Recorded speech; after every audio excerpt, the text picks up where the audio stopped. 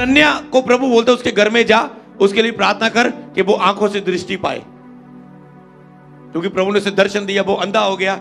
और उसने कहा प्रभु ने मुझे भेजा है कि मैं तेरे लिए प्रार्थना करूं और तू दृष्टि पाए और पवित्र आत्मा से परिपूर्ण हो जाए।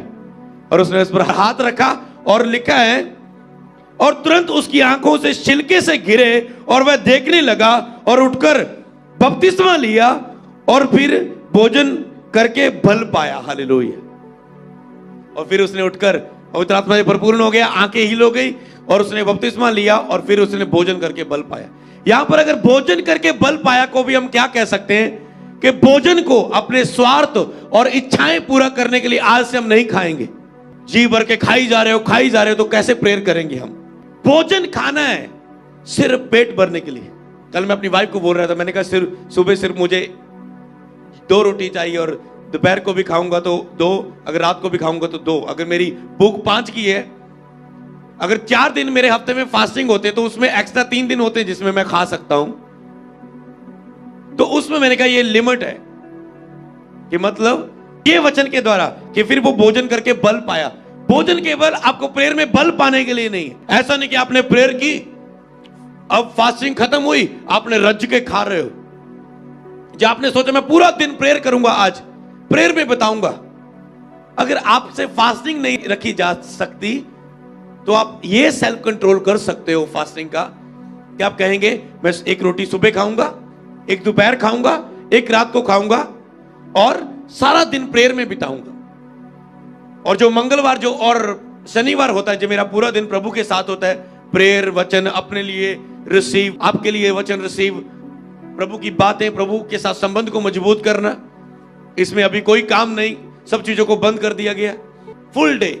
तो इसमें आप क्या कर सकते हैं? आप लिमिट रख सकते हैं। अगर आपसे फास्टिंग नहीं रखी जा सकती, कई लोग खाने के लिए जी रहे हैं, ओ जी कादे लिए कमा रहे हैं जी, जिंदा रहने दे ली जी, खाना खाना है। क्यों कमा रहे हो? खाना खाना रात दा। क्यों कमा रहे हो? खाना खाना है। खाना खाने के लिए मत कमाओ, खाने के लिए मत जियो, जीने के लिए खाना खाओ बस। क्योंकि अगर हम शरीर की इच्छाओं को पूरा करते जाएंगे कभी आत्मा में ग्रोथ नहीं कर पाएंगे।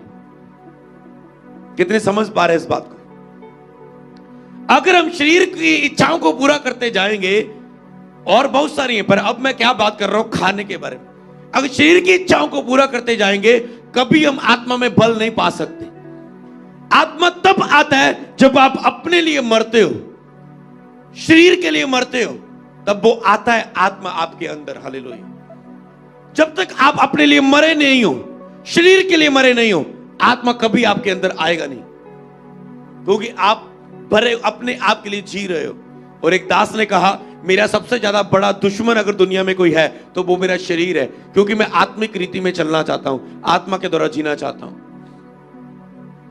और मुझे पता है मेरी खुशी प्रभु में बढ़ने में ही है। जिस तरह दाऊद कहता है कि मेरी खुशी इसी में ही है कि जीवन भर तेरे भवन में बैठा रहूं, दिन रात तेरी व्यवस्था पर मनन करता रहूं। एक बार मैंने यहोवा से मांगा कि जीवन भर उसके भवन में रहने पाऊं और उसकी मनोरथों पर दृष्टि लगाने पाऊं, उसके बारे में सोचता रहूं, उसके बारे में ध्यान लगाऊं। ये वर कहता मैंने यहोवा से मांगा कि कब जाके उसको अपना मुंह दिखाऊं। उसका मकसद यही था। तो जिसके लिए ये इच्छा है उसके लिए एक ही चीज खिलाफ है, उसका शरीर। कल हम गूगल में ढूंढ रहे थे नन्स जो होती, जो कई आप क्रिश्चियन कैटेगरी में एक देखते हैं जिन्होंने ऐसे कपड़े डाले होते हैं, जो जिनकी जो मैरिज नहीं करवाती, उनका भी एक देखो बलिदान है। हर एक अलग अलग तरीके से हर एक वचन पढ़ता है, अलग अलग तरीके से लोग मान रहे हैं, पर देखो वो बलिदान, उनके रूल्स होते हैं। वो हर एक के लिए आसान नहीं है बनना, हर एक को नहीं बन सकता। लेकिन कुछ तो निपुंसक, कईयों ने अपने आप को निपुंसक बना लिया, कई तो निपुंसक पैदा हुए, कई निपुंसक बना लिया, कई अपनी इच्छाओं के लिए मर गए। उनके लिए बहुत, हर कोई नहीं बन सकता। वो कहते उनके लिए रूल्स होते हैं कि जे सोशल मीडिया पर नहीं जा सकते, कुछ ऐसे रूल्स होंगे, ठीक है, मान लो कि जे कभी फेसबुक नहीं चलाएंगे, जे सोशल मीडिया पर ना कुछ देखेंगे, ना चलाएंगे, टीवी देखना इनको अलाउ नहीं है, जे मैरिज नहीं करवाएंगी, पवित्र जीवन जिएंगे, जे लगातार प्रभु के संगति में रहेंगी, जे कम बोलेंगी, आप देंगे वो कम बोलेंगी, हमेशा आपके साथ ऐसे हपड़ा दपड़ी नहीं मचाएंगी, वो कम बोलेंगी, उतना जितना जरूरत है बस कि हमारे मुंह से पाप ना हो। और उन्होंने अपनी लाइफ को ऐसा बना लिया। पर आपने कैसा भेद पाया, आप उस भेद में चले।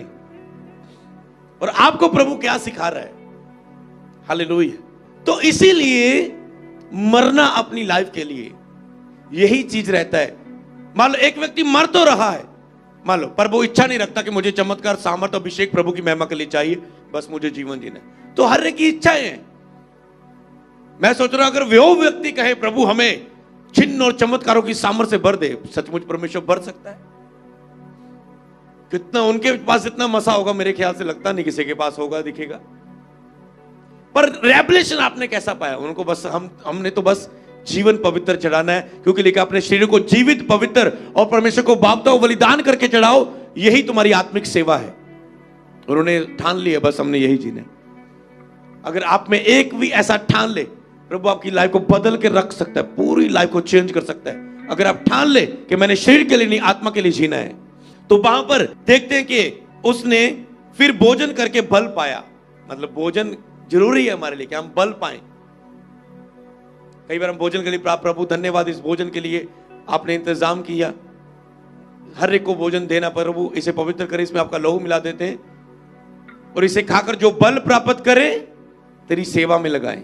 ये मेरी डेली ऐसी प्रेयर रहती है हमेशा भोजन के लिए। ये पूरी रट्टाई वाली प्रेयर है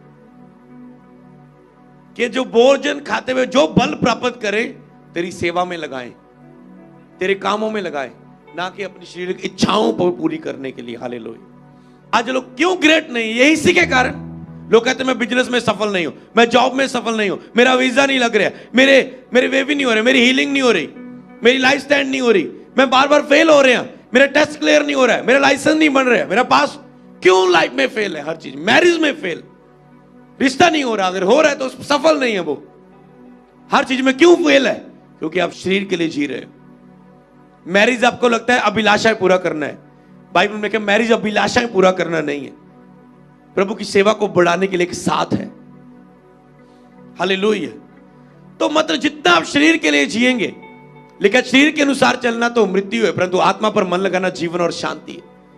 जितना आप शरीर के लिए जिएंगे उतना आप अशांति में, असफलता में, रुकावटों में, बैड न्यूज में चलेंगे।